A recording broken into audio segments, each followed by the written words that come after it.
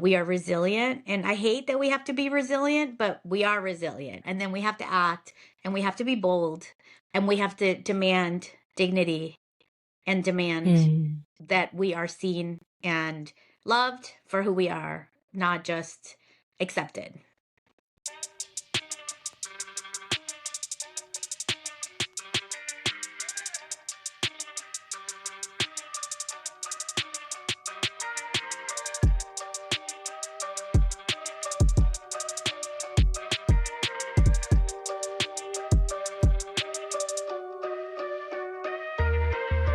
Family, it's your favorite queer radio personality, Anna DeShawn here. And Trump won. That really happened. And the question that's been going through my head is now what? What do we do now to prepare ourselves? I think our ancestors, our elders have taught us what we need to do. They survived it. Now it's our turn to survive it. This is our generation's moment. I've been constantly thinking about what are we to do right now? What does this time mean for us and our generation? Our life, our children's lives, our nieces' lives, our families, our friends, our chosen family. What role are we to play right now? And my immediate thought is protect ourselves. If I've learned anything from years of organizing here in Chicago and listening to the wisest amongst us, it is that they protected the hell out of themselves and their communities. And it's time that we do exactly the same. So I wanted to make this episode all about how we need to protect ourselves and how we need to lean in to each other in ways that we probably haven't done at all ever in my generation. And so I wanted to tap one of my homies. And in my case, I am blessed enough to be able to have really smart friends and really smart homies. and Mony Ruiz Velasco, who is the Deputy Director of Equality Illinois here, is joining me as my special guest because she has been doing the work literally. It is her life's work, immigration work for over 20 some odd years, working with the queers, legal work, advice, Chile. She's doing the work every single day. And I text Mony and I was like, Mony, I need someone or I need you. And she was like, I got you. And so thank you, Mony, for joining me today. Thank you, Anna, for having me today. Yeah, it's a time. And I think the best thing that we can all do is prepare ourselves. So I wanted to talk about that on this episode. I think the thing we need most right now are resources and information. And so that's why I started this platform. And I'm glad we get to do that today. Yeah, thank you. I know there's a lot of fear in the community. I think that there's a lot of confusion. And I think there are, like you said, we have done this before as a community and we can do it again. We have that muscle. We just have to exercise it. So we just need to get ready and we've got each other.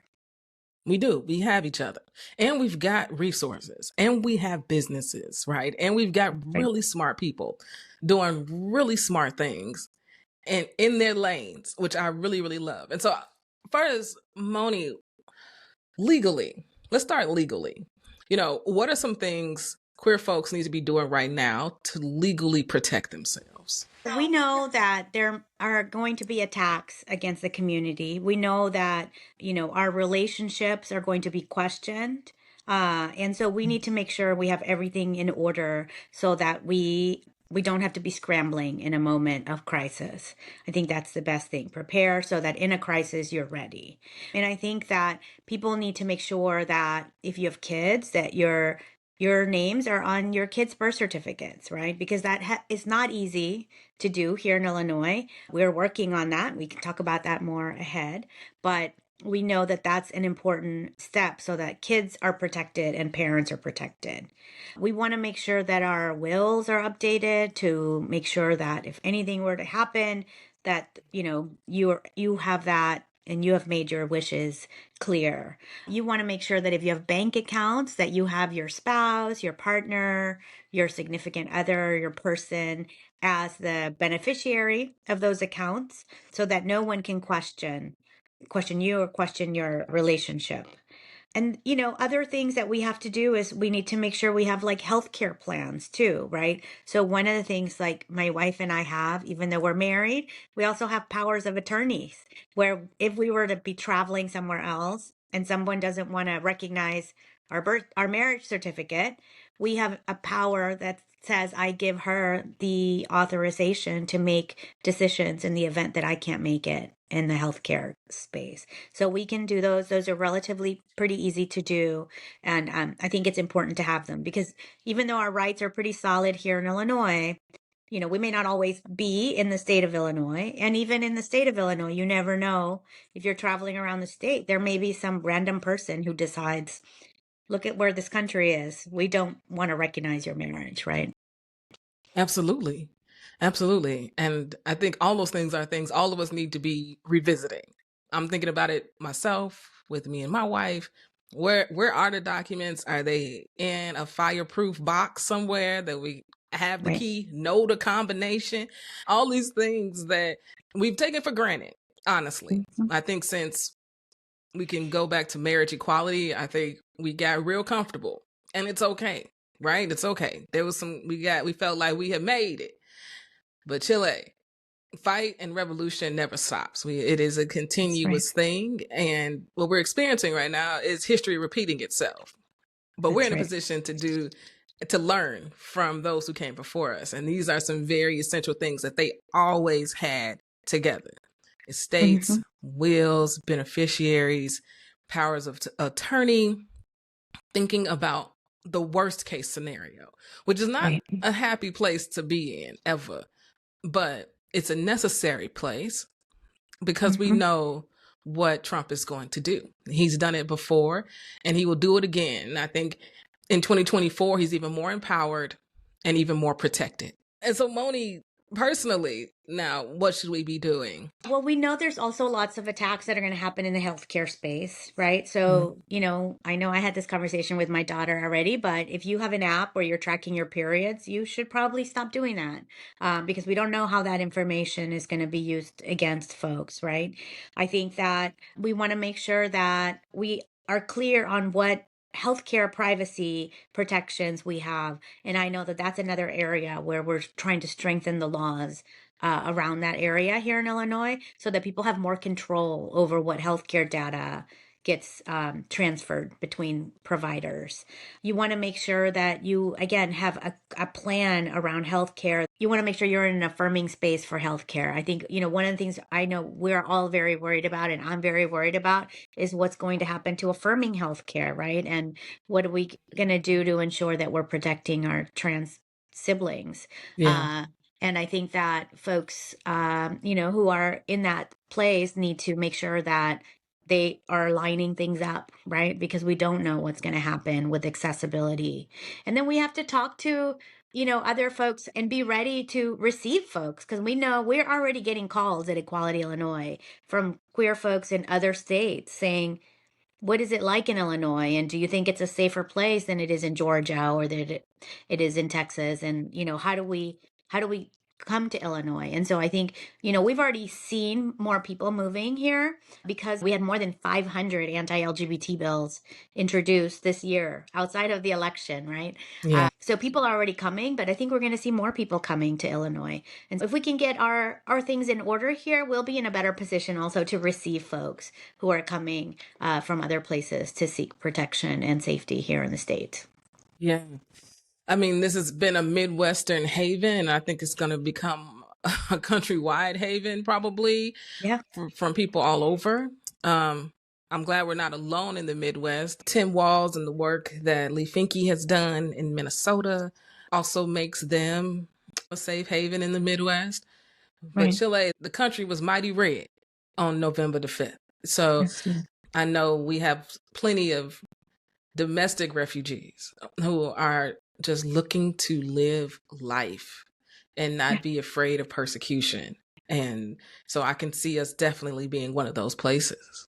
Yeah, yeah, and we have been one of those places, and it's going to grow, right? And there's an estimate that there will be over 1 million internally displaced people Wow. within the US. And that's only speaking of the trans community and, families of trans kids. So I imagine that that number will be even higher when we know that there will be attacks against the whole entire LGBTQ community.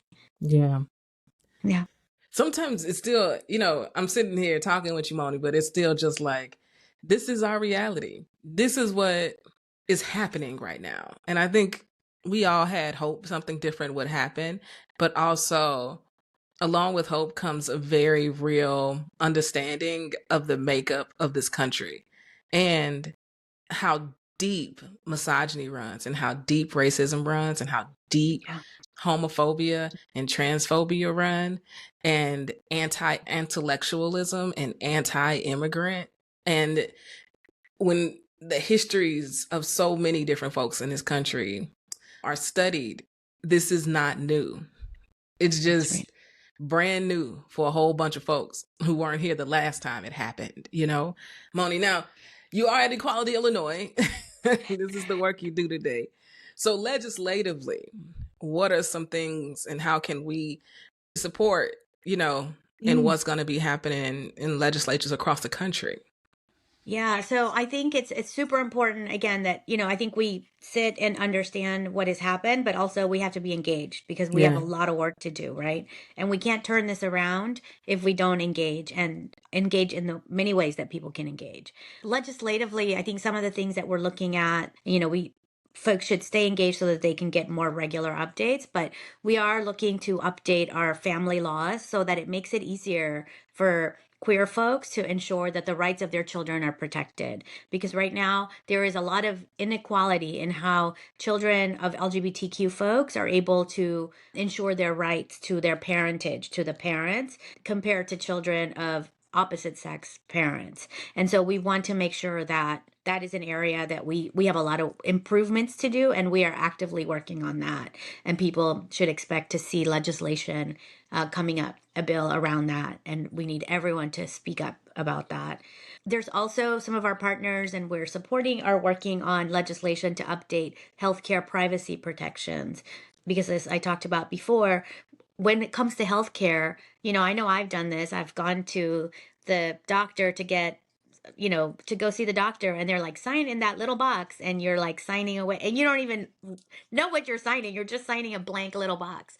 So I know I've done this, and we all need to get better at making sure we know what we're signing and that we have more control over what data is transferred, right? Because we know that if we're traveling around the country again, or if there is someone coming from another state and they receive certain kind of health care here that they may not want that shared with healthcare providers in another state, you should have a right to do that. You should have a right to protect what data is shared. And right now, we kind of wave all that away, and there's only like one box that you sign. So we are working with our partners closely, and I think that's going to be a super important piece of legislation that folks should keep an eye out for. So I think those are two important things. We also need to make sure that we are protecting young people in every way that we can, legally. And so, we're looking just to see what other gaps there are. Luckily here in Illinois, we've made a lot of progress, but we still have to make sure that, we go even further. And I also want to remind folks that we can't just be defensive. We have to be proactive, right? So we want to make sure all the defenses are in place, but we want to go beyond that. And we, as blue as Illinois is, we still have to push our legislators, right? So we need people to show up, because if not, we're going to stop at the defense, and then we're not going to advance our rights. And we need to make sure we have the most protective and also the most proactive that we can be in our vision for our community and where we want to be. Yeah, when you were saying those things, I'm just thinking, God, all of the privilege that, just haven't thought about. What I'm signing away when I go to the doctor around information passing from this state to another state. I mean, these are privileges that just I've taken for granted because I haven't had to think about it, right? And so thank you for saying.